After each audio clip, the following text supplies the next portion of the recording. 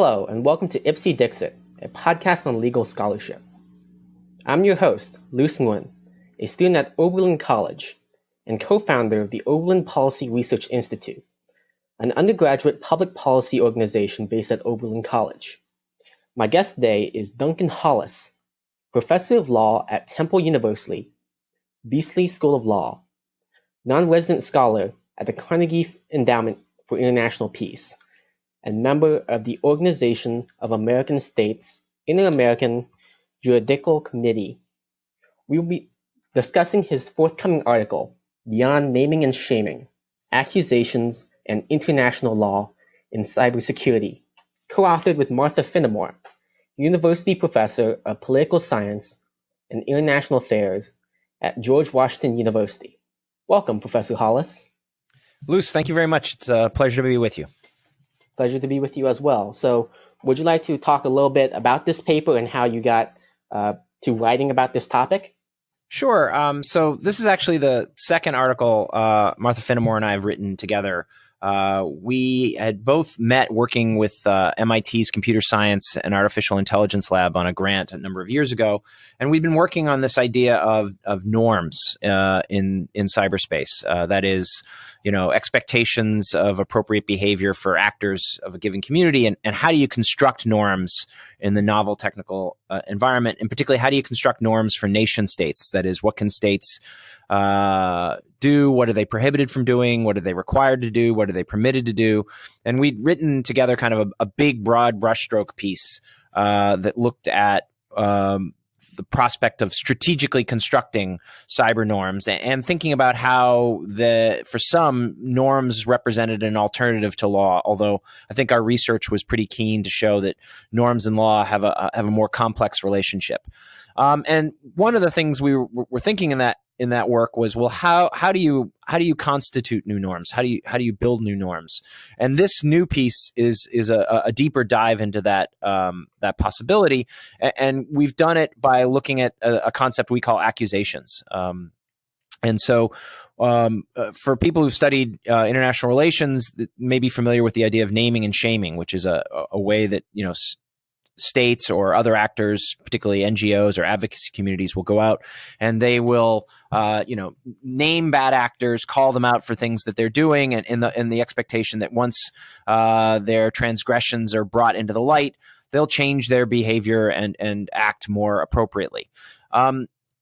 We see in cybersecurity that there's been a recent effort to implement naming and shaming, particularly among states or by states. And there have been, I think in our paper, 22 cases where a state has been accused of conducting a cyber operation. And for us, this paper was built out of two problems. One was that these accusations that are being made, 22 times one state has called out another state, or a private cybersecurity company's called out a state like, North Korea and said they were responsible for the WannaCry ransomware, and the accused hasn't really changed their behavior. And so some people say, oh, well, this naming and shaming, it's not worth anything. It's not actually, if it's not producing enforcement, if it's not producing conformance, it's not worth anything.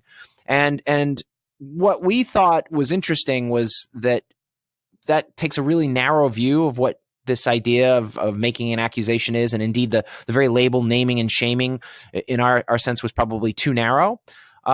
And so we wanted to think about a broader concept, which we call accusation, which is when somebody attributes responsibility for an action to someone, exposes it perhaps in some way, and condemns it in some way, what can that do besides simply bringing about enforcement? And so our paper was an attempt to think about the functions of accusations.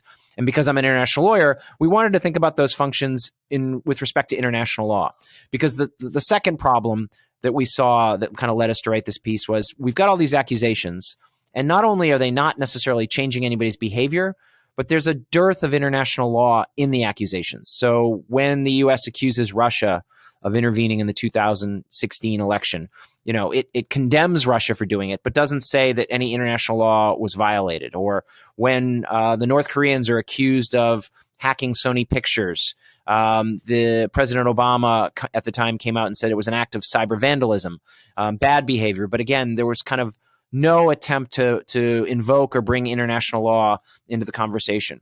And so the second aspect of this piece was to think about not only what is this concept of accusation, but how does it relate to the application or the operation of international law in cyberspace? Right. So when the term naming and shaming is generally used, I tend to think of, the most egregious examples: genocide, torture, etc. How is there a big difference between the gulf between naming and shaming and your preferred term, accusations? So I think two things. One, you're absolutely right that when we think about naming and shaming, it's often being used in a context where the thing for which you're being named and shamed is widely accepted. That, everyone agrees genocide is horrific and should never be engaged in. Everybody at least gives lip service to the idea that torture is horrific and should never be engaged in. And so what we see on the one hand with all these practices is that there's an assumption that when you name and shame, you call out somebody for something that everyone would agree is bad. I think with our idea of accusation is we don't assume that, right? We don't assume that there is already some pre-agreed, universally accepted inappropriate behavior that must be at the core of our concept. And then I think the second thing is naming and shaming by its very terminology implies that the accused, that the person that is named and and shamed will be shamed by the naming, that by naming someone it will generate shame and that will change behavior. And particularly, I think, as I said, with respect to cybersecurity, we don't see that. We don't see Russia or China being named feeling any sense of shame. They either deny that they did the act of which they're accused, or they insist it's these are perfectly appropriate activities, or they suggest it must be someone else. Because again, the interesting thing about cyberspace is that the anonymity that the architecture allows makes it often difficult to demonstrate the causal link between the bad act and the accused or named and shamed bad actor. So for us, I don't think we're opposed to the concept of naming and shaming so much as we thought that it was probably insufficient and incomplete. And we think the concept of an accusation could do more work, both for international relations scholars and for international lawyers. So you say that in your paper that accusations are comprised of at least two of the three following discrete processes: attribution, exposure, and condemnation. Would you like to talk about that for a little bit? Sure. And again, it kind of ties in. If you think about naming and shaming, it's only got two elements: the naming and the shaming. And as I just suggested, that shaming is a big question mark. I think it may be a question mark generally, but it's certainly a question mark in cyberspace. So, I think with respect to human rights, there is some empirical research that shows that naming can produce shaming, but we don't see that here. And I think what's more is it leaves out the possibility of that you can do these things with varying levels of exposure. When we tend to think of naming and shaming, we tend to think of, Human Rights Watch or Amnesty International calling out some government actor or some, criminal organization for bad behavior. We wanted to kind of neutralize it normatively, if you might say, and think about it more in terms of the attribution, which is the idea that we're going to associate whatever happened with a particular author or even just particular origin, territory, or what have you. And then this idea of exposure refers to the fact that you can do so. You do so by disclosing it to third parties, but it doesn't always mean to be disclosed to the public, to the world. You could disclose it within a closed group of trusted actors, or you could communicate privately to the actor you're accusing and have a kind of a offline bilateral communication. And then beyond attribution and exposure, we think accusations also include a condemnation, right? That is the process of signaling disapproval of what happened. I think we think that each of these three can comprise an accusation, and some cases, like, say, the U.S. accusations about Russian election interference in 2016, you saw all three at work. But it's also possible that you can have an accusation that only has 2 of 3. So, for example, you can attribute and condemn something without exposing it. You can, as I said, maybe make your accusation through diplomatic channels or privately. Or you could even expose and condemn something that happened without disclosing or even knowing who was responsible. So in 2018, for example, there was a discovery of what's called Triton or Trisis malware in an industrial facility in Saudi Arabia. And what was remarkable was that the malware was designed in a way to take out the safety systems in place in this industrial architecture. And so quite literally, it was set up so that, people could get hurt or killed if the malware were to work effectively. It actually had and apparently an internal error of some kind, and it didn't actually operate as intended. So happily, we don't believe anyone died as a result. But what you saw was an accusation made quite publicly by a number of cybersecurity companies where they exposed what this malware was, and they condemned it as something that no responsible actor should engage in, without actually saying that who was responsible. And we think that's an accusation just as much as the U.S. accusation against Russia in 2016 is, even though there wasn't an attribution component to it. Although I should note, subsequently, I do think it has also been attributed to Russia, at least by several cybersecurity companies. I'd like to continue on that vein of cybersecurity companies. You note in your paper that accusations by private cybersecurity companies may serve an economic function, as there was a report by Mandiant, a cybersecurity company, of Chinese cyber espionage that caused their economic success. So is this another pressure on, not only states, but also non-state actors like corporations and private hacktivists, for example? Yeah, so I should have said this at the outset, but I'll make it now that you bring up the companies. I should note for your listeners that in addition to being a professor at Temple Law School and having a number of other appointments, I also do consult in the field, and I am a consultant for one of the big tech companies, in fact, for Microsoft, on their campaign to promote digital peace and think about ways to better regulate cyberspace. So with that disclosed, and it's disclosed in the paper as well, to your question, one of the things we were doing in mentioning the role Mandiant has played was to kind of try and tease out what functions an accusation might serve. And obviously, for a company like Mandiant that made the front page of the New York Times with its accusations against the Chinese People's Liberation Army for targeting various U.S. industry with, commercial, cyber espionage.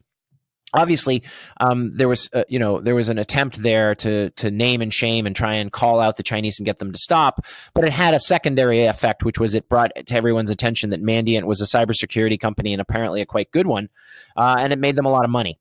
So one of the things we do in the paper is try and identify a number of different functions an accusation can serve. And so one of them is this very same function that would be attributed to naming and shaming, which is you want to get enforcement, right? You want to get the accused to conform to whatever activity you want them to either stop engaging in or to, something you want them to do affirmatively. As the Mandiant example shows, you could, I guess, be doing it to try and make accusations to build your brand and make money. But we actually focus on 3 others. The one of which is that you could be making the accusation for defensive purposes. So you want to get word out that this activity is going on, this malware is out there. Share the indicators of compromise so that others can defend against it. So that Trisis example I gave a moment ago would be a good example of that. So I think part of the reason there was accusations there was for defensive purposes, to help everybody defend against it. You might also do an accusation for deterrent purposes, right? That you want to signal, maybe not just to the accused, but to other actors in the community, that you have the capability to identify that the activity is going on, perhaps have the ability to attribute it in some ways, and you're willing to expose it in some ways. And others who kind of watch the accusation may take note, and it may change their cost benefit calculus for acting. And I would include those that might be watching would include obviously states, but also non-state actors. So as you said, hacktivists and the like. I think from a lawyer's perspective, the thing that we wanted this piece to emphasize in particular was one final function, and that's a constitutive function. That is that these accusations start a process of communication between not just the accuser and the accused, but the accuser and the whole community, the international community, that can lead to the constitution of new norms or maybe even new law. So part of the function in states calling out electoral interference or calling out commercial cyber espionage and making accusations about them is to signal not only their disapproval, but to seek others' agreement that this activity is unwarranted or unwarranted in a way that builds a belief that it's inappropriate to engage in that behavior. And eventually states might actually agree not only that it's a practice they shouldn't engage in, but at some point it might build to what we international lawyers call opinio juris, that you don't do it out of a sense of legal obligation. You withhold that activity because you're legally required to withhold from doing that sort of behavior. Or maybe you have to engage in due diligence to clean up malware that's originating in your territory. And if states do that long enough and they come to practice it and they believe that practice has some legal underpinnings, you could constitute customary international law. So what we were hoping in this piece to do then was to not only move beyond the idea of naming and shaming that's occupied international relations and international law to date, but also show that an accusation can do much more than shame, that it can defend, it can deter, and that it can be a key component in constituting new rules and new international law. So, under what environment is this all taking place? In the normative environment with the current understandings of how international law might regulate these cyber actors with the Taylor Manual and whatnot, what environment are these accusations and these activities taking place in today? So, I mean, I think in terms of the factual environment, we're I think in a situation of what I'd call cyber insecurity, or as international relations scholars like to emphasize, the anarchy is quite evident right now. We have, as you noted, hacktivists, we have cyber criminal organizations, we have nation-state intelligence agencies engaged in widespread surveillance, as disclosed by Edward Snowden, and we now have, military, offensive and defensive cyber operations. There are, I think, dozens of states that now have put together, arms of their military dedicated to cyber. The United States has stood up since 2010 U.S. Cyber Command, so it's no longer just Army, Air Force, Navy, Marines. There's now U.S. Cyber Command. It has 6,000 cyber warriors, and so we have a lot of actors in this space engaging in a lot of activity. And I don't think we're in a world where there's no norms or no international law. We have both. There's just a lot of ambiguity and disagreement about it. So I like to think that, we've got some, what I'd say, some existential challenges to think about, like Jean-Paul Sartre. There's some fundamental debates, particularly among states, about what international law that applies outside of cyberspace exists within cyberspace. So reportedly, the Chinese government, for example, has suggested that international humanitarian law or the law of armed conflict doesn't apply in cyberspace. The U.S. has kind of suggested that maybe due diligence doesn't apply in cyberspace. And then we have a bunch of interpretive issues where we all agree on what the international law is, like every state agrees there's a duty of non-intervention, and every state agrees that they're prohibited from using force in cyberspace unless in self-defense or under Security Council authorization. But we don't know what a use of force looks like in cyberspace. We haven't figured out a common interpretation. And then I think what we're also seeing is an environment, as I suggested at the outset, of silence, where even amidst this disagreements about which rules apply and what they mean, we're also not seeing them invoked. So as you suggested, we have this thing called the Tallinn Manual or Tallinn Manuals that purport to describe how existing international law would apply to cyber operations. But as a recent article in the American Journal of International Law by Dan Afrani and Yuval Shaney suggested, it's on the shelf. States aren't pulling it out. They're not citing it. So, and all these accusations that we're discussing in this paper, there's only really one that mentions international law. And that was the United Kingdom accusing Russia of responsibility for a range of cyber attacks, both in in Great Britain, but also against like the Organization for the Prohibition of Chemical Weapons, which was studying the nerve agent used in the terrorist or assassination attempt, I should say, in Salisbury, England. And that's the only case, at least I'm aware of, where there's been an accusation of another state engaging in a cyber operation that's been suggested, oh, by doing this cyber operation, you're violating international law. Most of the time, the accuser simply says, we condemn what you're doing because it violates international norms, or we just condemn it without trying to explain on what basis the condemnation is being made. And so that's kind of where we are. And that's why I think, what will be interesting to see as we get more and more of these accusations is, do we start to constitute or construct more agreement as to what the appropriate rules are, what they mean, and actually seeing them, pulled off the shelf and used in practice. So I got to ask, what do you believe is the reason why things like the tailored manual are left on the shelf when state governments make these kinds of naming and shaming strategies? And in your paper that the Trump administration has touted enforcement as the core of its naming and shaming strategy. Do you think that it would be strengthened through calls towards international law, or are there perhaps other methods that should be used? So I think, first of all, cybersecurity is not a single problem. It's a problem set. And so in terms of thinking about responses or regulation, I think you have to think in terms of a multiple or a pluralistic set of responses to this problem. I think what's interesting about the U.S. naming and shaming campaign is that it has relied on law, but it's been relying on domestic law. So what you're seeing with a lot of the U.S. accusations tied to the Chinese People's Liberation Army or tied to the Russian government or to the Iranian government is that they've all been often linked to domestic indictments. That is, the use of U.S. criminal law to explain why the accusation was being made, and to basically announce that if the named individuals ever end up within U.S. jurisdiction, they could face criminal prosecution and punishment.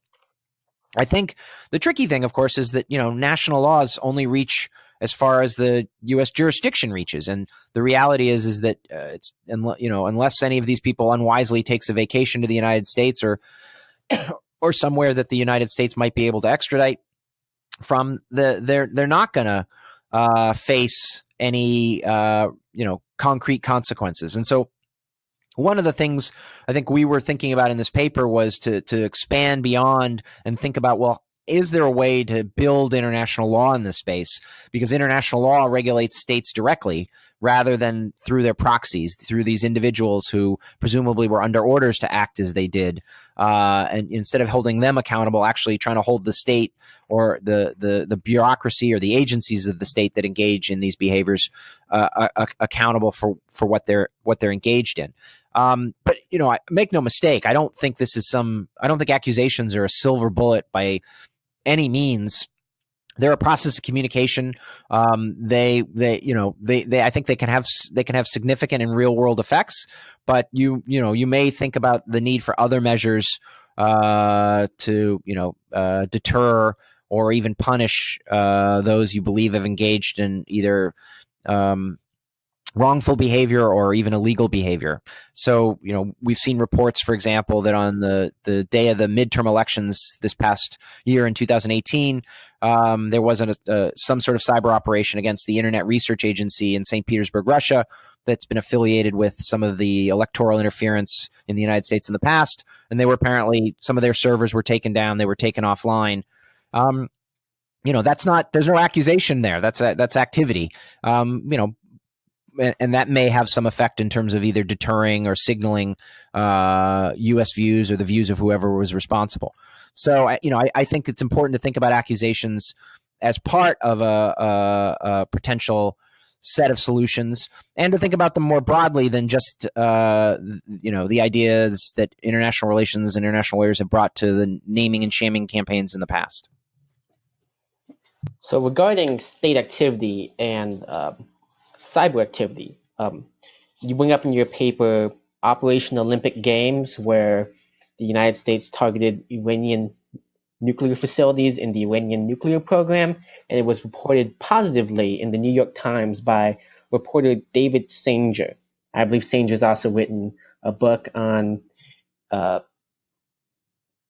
cyber attacks as the perfect weapon or whatnot. What's your take on, these kinds of activities that are positively reported, like Operation Olympic Games?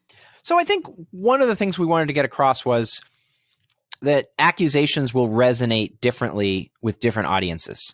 And so it's not surprising that when North Korea is accused of engaging in, stealing money from the Bangladesh bank, or perpetuating the WannaCry malware that hit 150 countries and hundreds of thousands of computers and caused like $4 billion worth of damage, that in some cases, the North Koreans are going to celebrate that as an achievement.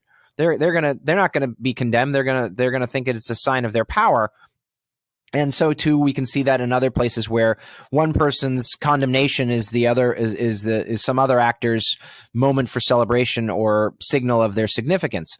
So one of the things we talk about in this piece, and we've been thinking about, is that you have to think about your accusation strategically, right? So you have to think about not only what's the function you want the accusation to perform, right? Do you want it to deter, to defend?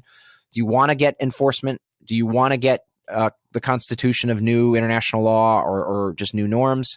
And in what context are you operating? What's the relevant audience? Is it just the accused? Is it some larger community of states or states and other stakeholders?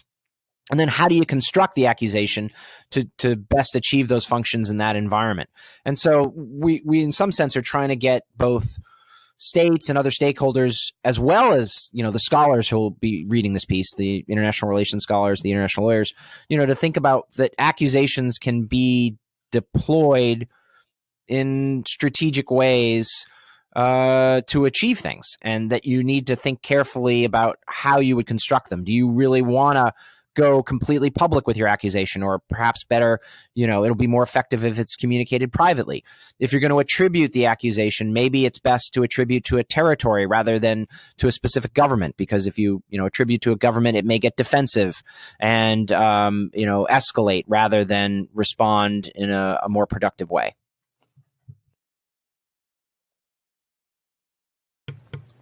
So within cybersecurity, there's as you say, contested views on legality and propriety. So what you bring up in your paper is the Opm hack, where U.S. national security was endangered from a hack on the Organization for Personnel Management.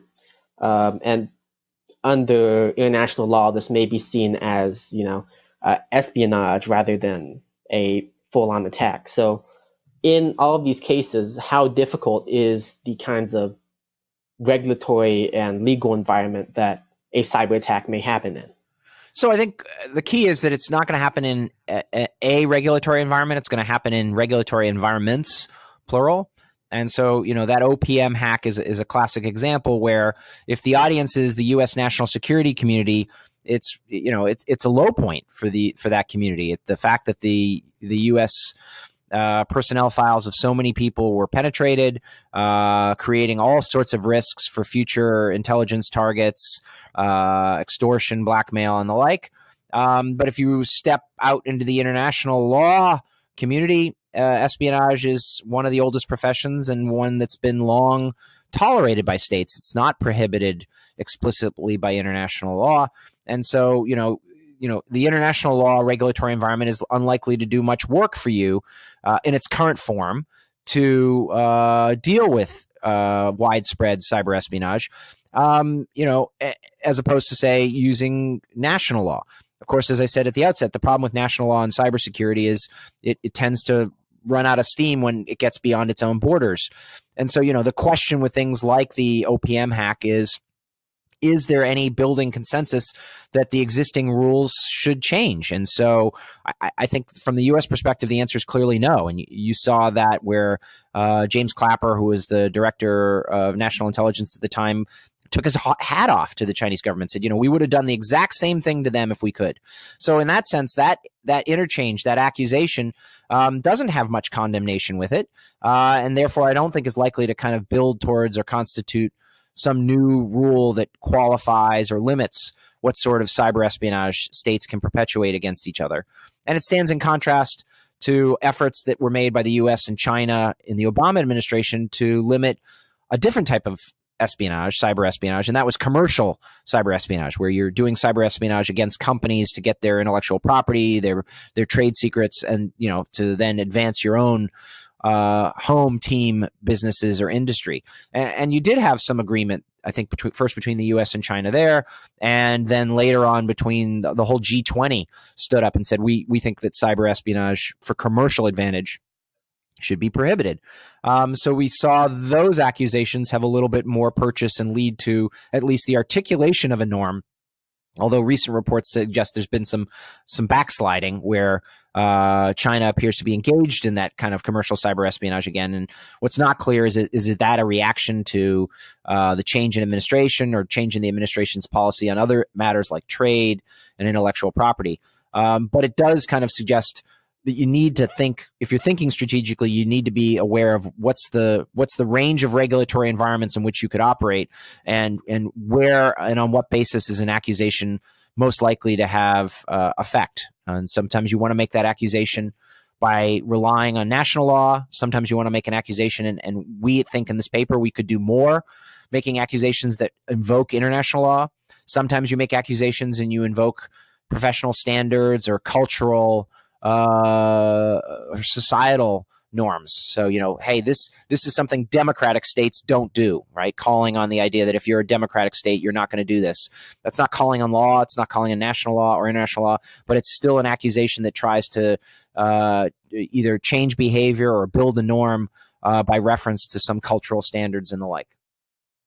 So it seems here that there's an interest in by the commercial community to pay attention to these developments. So naming and shaming, as we mentioned before, can involve cybersecurity firms, but is there also going to be developments in international law based on the accusations that private companies who get hacked, Sony, if they had called out North Korea directly during their attacks on Sony films, how is that going to, number one, affect the calculus of how managers might approach international law by corporations, and number two, how it's going to affect the overall development of the international law? Yeah, from a company perspective, it's interesting. I mean, I think it's probably only a decade or so ago that the manager's perspective, the firm perspective, was that if you got hacked, you kept quiet about it. There was no advantage to publicizing the fact that you had suffered losses, whether of your intellectual property or your communications, or let alone that somebody had actually bricked your servers or something like that. And I think what's interesting, because there was no advantage to doing so, right? Like, all you would do is, like, your stock prices would go down, you might get shareholder lawsuits and the like. We're seeing, I think, a little bit. There's been a change in that that dynamic, and some of it may be that certain cybersecurity companies see there's value in building their own business by being able to make accusations and show they have the capacity to do it. I think some states are interested in using either cybersecurity companies or victims to publicize what's happened to them as a way for the state to make the accusation, or to proxy, kind of stand behind and proxy the accusation. But it's interesting because I think at the same time, states are also a little hesitant to have private company victims get too far into the game. By which I mean, for example, there's a lot of debate in cybersecurity about active defense. That is, if you're a private company and you detect malware or somebody in your system, you could obviously defend your system, but can you go back and trace it to its origins and hit back, so to speak, or hack back, as it's often called?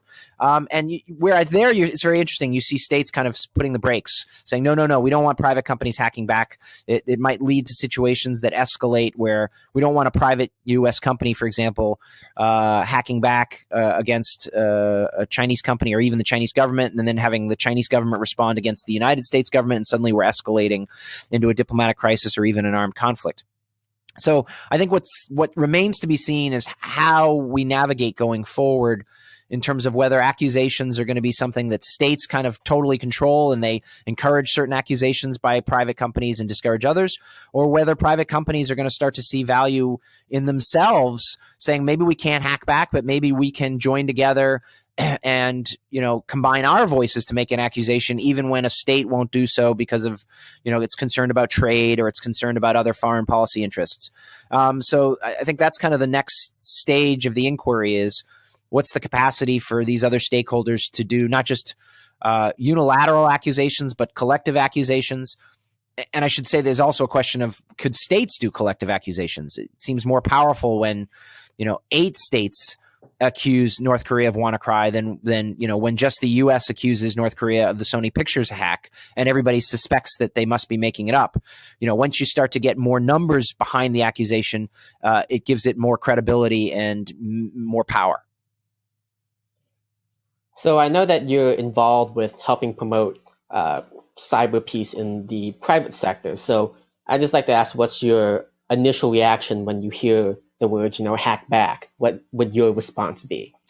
So I think I'm of two minds. On the one hand, right, we live in a world where to think about Thomas Hobbes, he said life in the state of nature is short, nasty, and brutish, and we've created these polities, these states in which we reside, who provide us with safety and security, right? They provide us with a system, whether in return for taxes or military service.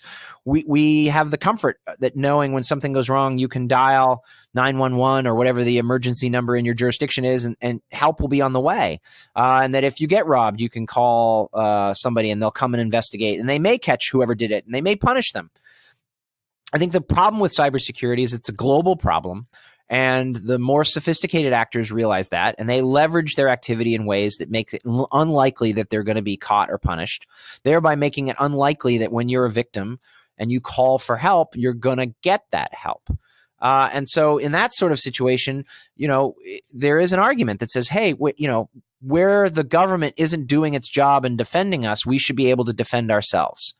I think the tricky thing is that if you were just defending yourself and there were no externalities, that would be one thing. But the reality is that when you're hacking back, you're often going to hack back through systems that the bad actor has taken for its own purposes. So you may be getting the grandmother's computer in Luzerne, Switzerland, or the young college student in Iowa, and they don't know that they're part of the botnet that's being used to perpetuate the malware or the denial of service attack or what have you, and yet they're the ones who are going to suffer the hackback. Or the other problem is that you hack back, and as I suggested, you think you're hacking back against a company in St. Petersburg, Russia, but in reality, you're hitting the Russian government itself, and you might then incentivize it to respond not just against you, but against the government of the territory in which you are incorporated, in which you reside. And so there's that risk of escalation.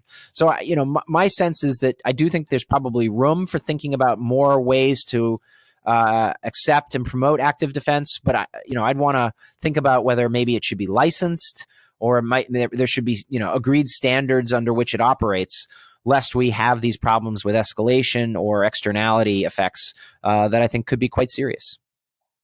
So what would you like scholars in both international relations and international law to take away from your paper? So, I think the joy of doing interdisciplinary work is you get to work with someone as great as Professor Finnemore, who's, for quite some time now worked on norms from a political science perspective, and and coming together, we've tried to come up with a paper that kind of gives something to both disciplines.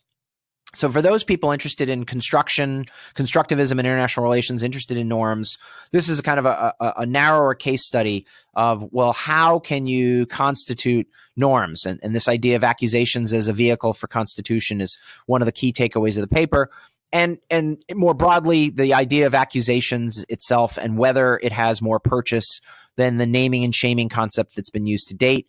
I think for international relations scholars, we'd invite them, to think about whether accusations could be evaluated in other contexts, whether, international environmental law or obviously human rights, even nuclear proliferation, support for terrorism. There's all sorts of ways accusations could be investigated and thought about from an international relations perspective.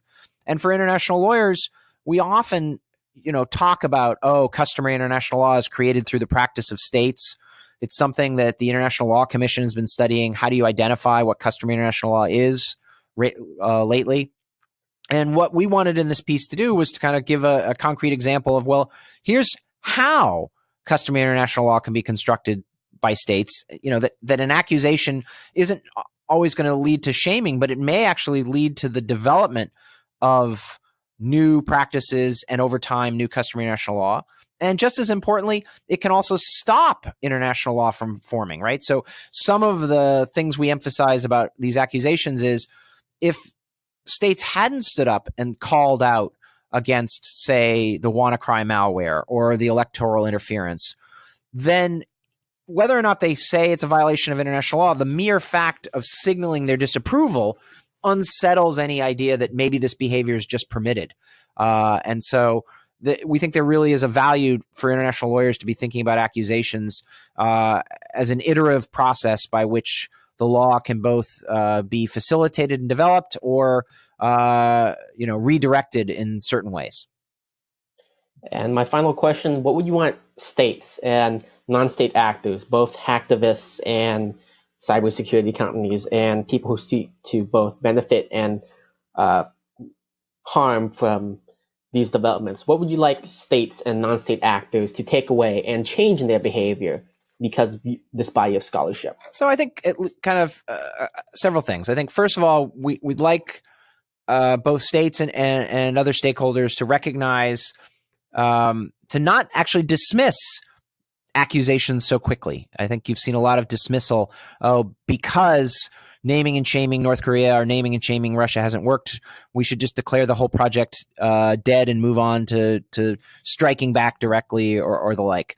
Our piece is, I think, our hope is that states and other stakeholders will read this or think about this idea and recognize that maybe they've got the wrong set of expectations for what these accusations might do. And then second, understand that there's a lot more accusations could be doing in terms of deterrence, in terms of defense, and in terms of constituting norms and law. And, what we were hoping in this piece was to offer kind of a strategic toolbox or toolkit for thinking about, well, how do I combine my attribution with my exposure, with my condemnation, and how do I do it with respect to certain accuseds in certain audiences as opposed to others? What sort of condemnations do I make? Do I invoke law? Do I invoke national law? Do I invoke international law? Do I invoke norms that are outside of law? And in that sense, we were hoping that we would be providing states and other stakeholders kind of a new vehicle for stabilizing cyberspace in some ways, given the current normalization of insecurity that I suggested we have. And then finally, I think as an international lawyer, and this is maybe more me personally than Professor Finnemore, I'm hoping that some of these accusations start to recognize that there could be value in invoking a state's interpretation of international law when they're making an accusation. That if you believe internally that there's a violation, that you should call it out, as opposed to, I think what's happening now is most states think, oh, well, I don't want this to come around and bite me, so I want operational flexibility, so I'm not going to invoke international law. I hope our piece is a signal to states and other stakeholders that there can be real value and costs imposed on other actors by bringing international law into the accusation. And so we're hoping our piece is at least a catalyst for more thinking about that. Well, that's all the time we have. Thank you for coming onto the podcast to talk about your work, Professor Hollis. It was a real pleasure. I enjoyed it.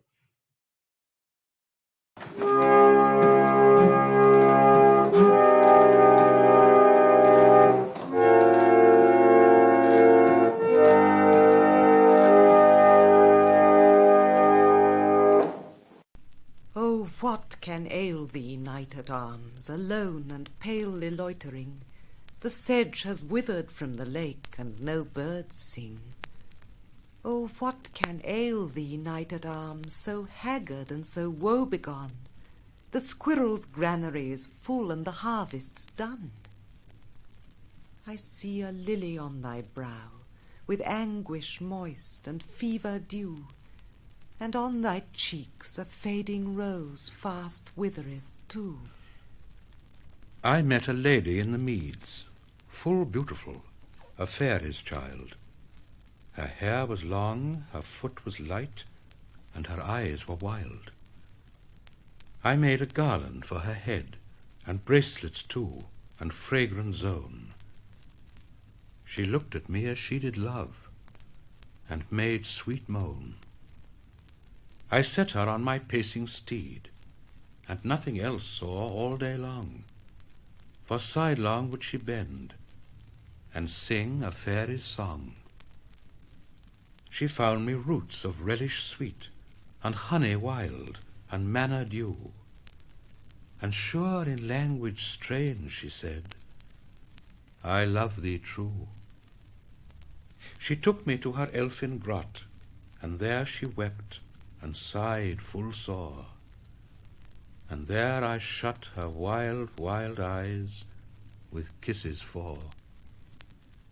And there she lulled me asleep, and there I dreamt, ah, woe betide, the latest dream I ever dreamt on the cold hillside. I saw pale kings and princes too, pale warriors, death pale were they all. They cried, La belle dame sans merci hath thee in thrall. I saw their starved lips in the gloam, with horrid warning gaped wide, and I awoke, and found me here on the cold hillside. And this is why I sojourn here, alone and palely loitering, though the sedge has withered from the lake, and no birds sing.